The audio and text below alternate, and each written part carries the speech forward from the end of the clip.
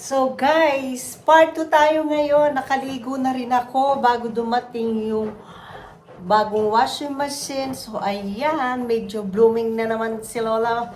Lola Beba Loves, Lola Honeydew dyan, mga Beba Loves. So, ayan na siya guys. Ito maandar na yung aking bagong washing machine.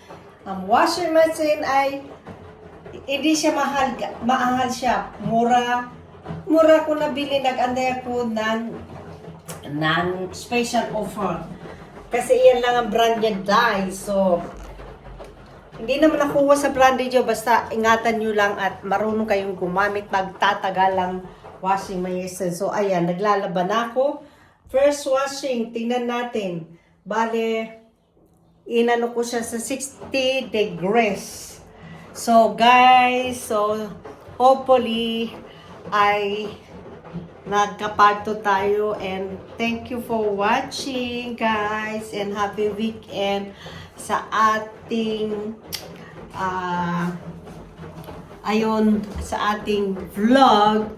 So hopefully happy na ako. Imagine ilang linggo din akong walang washing machine. At least after 22 years, ayan, may bago ng washing machine. So, ano siya? Tahimik siya. Hindi siya maingay. Vlog, hindi siya maingay. So, at next time, magbablog ulit tayo dyan, guys. Siyempre, pagka yung, tayo. So, kaya kung, mayroon naman siyang guarantee na 2 years. So, 2 years, 400 euro. Okay na yun. 2 years naman siya. So, kasi naman, naglalaba lang ako na once a week, sometimes once in 2 weeks, ganyan. So, let's see guys. Okay guys, thank you for watching. And always thank you for all your support.